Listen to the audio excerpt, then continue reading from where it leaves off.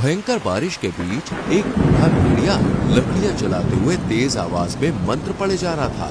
M beam चंपा, पानी दे गंगा, सब बच्चों की नानी, खत्म हुई कहानी। तभी वहां पर काला धुआं फैलने लगा और भेड़िए के कानों में एक स्त्री की आवाज टकराई। मैं जंगल की देवी हूँ, मैं तेरी तपस्या से प्रसन्न हुई। अगर तुम मेरी तपस्या से प्रसन्न हुई तो फिर मेरे सामने क्यों नहीं आती? मैं जंगल की देवी हूँ, किसी के सामने नहीं आती। मांग क्या मांगता है? मुझे एक ऐसी शक्ति प्रदान करो जिससे मैं बुराई का नाश कर सकूं और बुराई फैलाने वाले जंगली प्राणियों का सर्वनाश कर सकूं और किसी को भी वरदान दे सकूं। ठीक है, लेकिन याद रखना तेरी सिद्ध अभी पूरी तरह से सफल नहीं हुई है। तेरी सिद्ध जब ही पूरी होगी जब तेरे मुंह का निकला हुआ झूठा फल या मांस कोई शेर चखेगा। ऐसा करते ही तेरी सिद्ध पूरी हो जाएगी और तूने जो मांगा है तुझे मिल जाएगा। हाँ, सिद्धि पूरी होने से पहले तेरी बात न मानने पर तू किसी भी प्राणी को केवल एक श्राप दे सकता है। लेकिन मैं किसी को श्राप नहीं देना चाहता। चिंता मत कर, तेरा श्राप उसके लिए वरदान साबित होगा। इस घटना के कुछ दिन बाद एक जंगल में सिम्बा नाम का एक घमंडी और अकड़ू शेर रहा करता था। एक दिन हाथी दादा ने सिम्बा के घमंड की चर्चा करने के लिए रानू चिड़िया और बिल्लू खरगोश को अपने घर पर बुलाया। रानू चिड़िया हाथी दादा से बोली, क्या बात है हाथी दादा, आखिर किस खास काम के लिए आपने मुझे और बिल्लू खरगोश को अपने घर बुलाया है? हमारे जंगल का राजा सिम्बा कितना क्रूर और घमंडी है। उसके दुर्व्यवहार की वजह से सारा जंगल परेशान है। हाँ, तो इसमें हम क्या कर सकते हैं? ये सुनकर हाथी दादा गुस्से से बोले, क्या कर सकते हैं? अरे हम उसका विरोध कर सकते हैं। ये सुनकर रानू चिड़िया हंसते हुए बोली, तुम्हारा दिमाग तो ठिकाने है हाथी दादा। सिम्बा जंगल का शेर है, उसकी एक दहाड़ से तो तुम भीगी बिल्ली बन जाते हो और बात कर रहे हो सिम्बा का विरोध करने की। इसीलिए तो मैंने तुम दोनों को यहाँ पर बुलाया है। मैं चाहता हूँ कि तुम दोनों मेरा साथ दो, क्योंकि एकता में बहुत शक्ति होती है। ये सच है, एकता में शक्ति होती है, लेकिन जब शेर सामने आता है ना तो सारी एकता धरी की धरी रह जाती है। इतना बोलकर बिल्लू खरगोश रानू चिड़िया से बोला, चलो चलते हैं, कहीं गलती से ये चर्चा सिम्बा तक पहुंच गई तो हमारे तो लेने के देने पड़ जाएंगे। तुम सही कह रहे हो बिल्लू, हाथी दादा की उम्र हो गई है, लेकिन हम दोनों तो अभी जवान हैं। चलो यहाँ से चलते हैं, बेकार में अपना समय बर्बाद किया।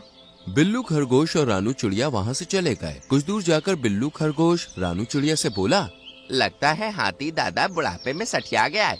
सही बात है बिल्लू, जिस तरह से वो पागलों वाली बातें कर रहा था उससे तो यही लगता है। रानू चिड़िया ने इतना कहा ही था कि तभी वहाँ पर एक बूढ़ा भेड़िया आ पहुँचा। बूढ़े भेड़िए को देखकर रानू और बिल्लू बुरी तरह से चौंक पड़ी। रानू क्रोधित होकर बूढ़े भेड़िए से बोली, तुम तो हमारे जंगल के नहीं हो, तुम हमारे जंगल में क्या कर रहे हो? ये सुनकर बूढ़ा भेड़िया बुरी तरह से क्रोधित होते हुए बोला, यह जंगल तुम्हारे बाप का नहीं है चिड़िया, जंगल का राजा शेर होता है और मैं उसी से मिलने उसकी गुफा जा रहा हूँ। बूढ़े भेड़िए की बात सुनकर बिल्लू खरगोश और रानू चिड़िया जोर जोर से हंसने लगे। उन दोनों के हंसने पर बूढ़े भेड़िए को और ज्यादा क्रोध आ गया। तुम दोनों मुझ पर क्यों हंस रहे हो? तुम्हारी मूर्खता पे हंसी आ रही है बेवकूफ बूढ़े भेड़िए। तुम शायद हमारे जंगल के राजा सिम्बा को नहीं जानते, वो बहुत ही घमंडी हैं। तुम्हारा जंगल का राजा कितना भी घमंडी क्यों ना हो, पर वो मेरा कहा जरूर मानेगा। बूढ़े भेड़िए की बात सुनकर बिल्लू खरगोश उसकी ओर देखकर बोला, आखिर तुम्हें सिम्बा से क्या काम पड़ गया?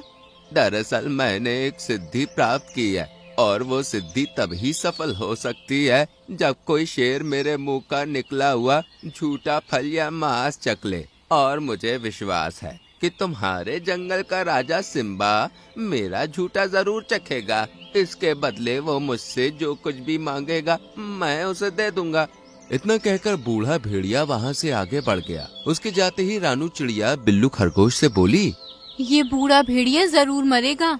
कुछ ही देर में बूढ़ा भेड़िया शेर की गुफा के अंदर सिम्बा शेर के सामने खड़ा हुआ था। सिम्बा शेर बूढ़े भेड़िए को देखकर हंसते हुए बोला, क्या भेड़िए इतने मूर्ख हो गए कि मरने के लिए मेरी गुफा में ही चले आ रहे हैं?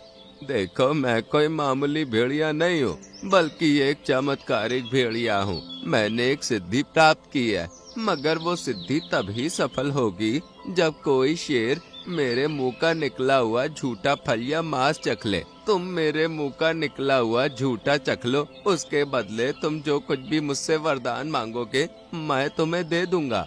बूढ़े भेड़िए की बात सुनकर सिम्बा क्रोधित होते हुए बोला, इससे पहले कि मैं तेरी बोटी बोटी नोच लूं, चल निकल यहाँ से। मुझे तेरा कोई वरदान सरदान नहीं चाहिए। सिम्बा के इतने भी बुरे दिन नहीं आए कि वो एक बूढ़े भेड़िए का झूठा चखे। चल जल्दी से पतली गली से निकल ले।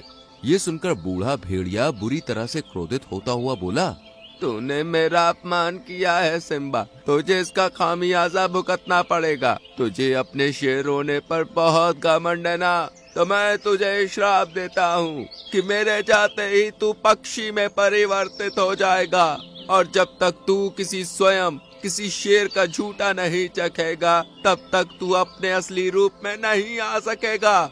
इतना बोलकर भेड़िया क्रोधित होकर वहाँ से चला गया। सिम्बा अपनी गुफा के बाहर आकर दूर से बूढ़े भेड़िए को जाते हुए देखते हुए दोबारा गुस्से से बोला, सीधी तरह से इस जंगल से बाहर निकल ले मूर्ख भेड़िए, तेरी गीदड़ भपकियों से सिम्बा नहीं डरेगा।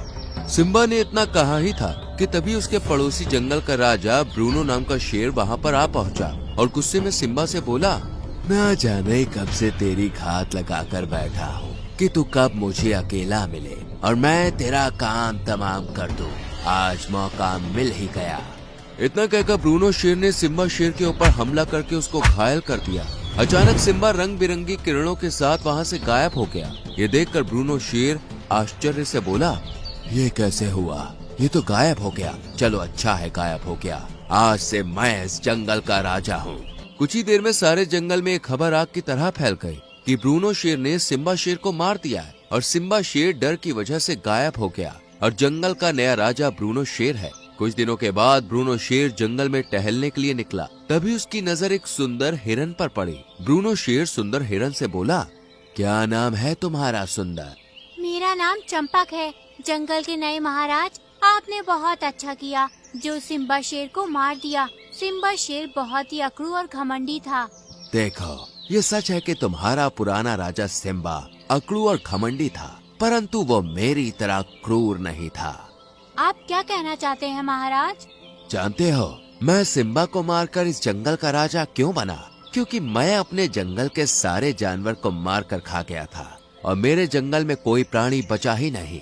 इतना बोलकर ब्रूनो शेर ने चंपक हिरन को मार दिया और उसे खा गया। उस दिन के बाद ब्रूनो शेर ने जंगल में आतंक मचा दिया और एक दिन ब्रूनो शेर ने मगरमच्छ का ही शिकार कर दिया। मगर उसका शिकार करते समय ब्रूनो शेर के मुंह में मगरमच्छ की हड्डी फंस गई। ब्रूनो शेर दर्द से तड़प उठा और उस दिन से उसने शिकार करना बंद कर दिया। जब ये बात रानू चिड़िया को पता लगी, वो बिल्लू खरगोश से बोली, जंगल के नए राजा के मुंह में मगरमच्छ की हड्डी फंस गई है, जिसकी वजह से वो चाहकर भी शिकार नहीं कर पा रहा है। तुम सही कहती हो। तभी वहाँ पर मीनू मौसी उड़ती हुई आ पहुँची। मैं तो यही प्रार्थना कर रही हूँ रानू कि ये हड्डी उसके मुंह में जीवन भर फंसी रहे। तभी उन सब की नजर एक सारस पर पड़ी जो कि शेर की गुफा की ओर जा रहा था। रानू चिड़िया उस सारस से बोली, अरे तुम शेर की गुफा में क्यों जा रहे हो मूर्ख सारस? क्यों, क्या हुआ? अरे ब्रूनो शेर तुम्हें खा जाएगा। रानू चिड़िया डरते हुए सारस से बोली, वो तो तुम्हारी किस्मत अच्छी है कि इस समय ब्रूनो शेर के मुंह में मगरमच्छ की हड्डी फंसी हुई है, इसलिए वापस लौट जाओ। नहीं, एक बार जब मैं आगे कदम बढ़ा लेता हूँ तब मैं पीछे कभी नहीं हटता। इतना बोलकर सारस जंगल की ओर चल दिया। सारस के जाते ही बिल्लू खरगोश बोला, ये मूर्ख सारस जरूर मरेगा। मीनू मौसी बिल्लू खरगोश और रानू चिड़िया से बोली, मुझे तो गड़बड़ लग रही है दोस्तों, चलो चलकर देखते हैं। मीनू मौसी की बात सुनकर रानू चिड़िया और बिल्लू खरगोश चोरी छुपे दबे कदमों से उस सारस के पीछे पीछे चलने लगे। कुछ ही देर में सारस ब्रूनो शेर की गुफा में पहुंच गया। सारस को देखकर ब्रूनो शेर उदासी से बोला, मुझे एक सारस की ही तलाश थी। एक मगरमच्छ की हड्डी मेरे मुंह में फंसी है जो कि निकल ही नहीं रही। उसकी वजह से मैंने काफी समय से मांस भी नहीं खाया। अगर तुम हड्डी मेरे मुंह से निकाल दोगे तो मैं तुम्हें हमेशा के लिए अपना सलाहकार घोषित कर दूंगा। सारस ने तुरंत शेर के मुंह से हड्डी निकाल दी। मुंह से हड्डी निकलते ही ब्रूनो शेर हंसते हुए सारस से बोला, अब तुम नहीं बचोगे। इस जंगल के सारे सारस को तो मैंने पहले ही मारकर खा लिया है और तुम भी मरने के लिए यहाँ पर चले आए। तभी रंग बिरंगी किरणों के साथ वो सारस सिम्बा शेर में परिवर्तित हो गया। मुझे देखकर बड़ा आश्चर्य हो रहा होगा। तूने उस दिन अचानक से मुझ पर हमला करके मुझे घायल कर दिया था, लेकिन आज मैं तुझे नहीं छोड़ूंगा। इतना बोलकर सिम्बा शेर ने ब्रूनो शेर के ऊपर हमला करके उसे खत्म कर दिया।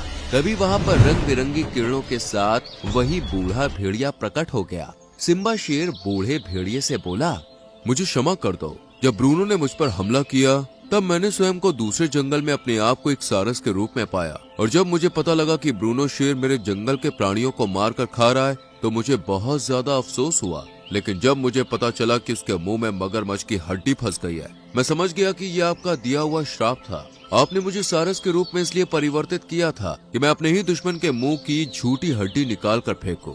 अब तुम जैसा कहोगे मैं वैसा ही करूंगा। तुम मुझे झूठा फल या मांस दे सकते हो।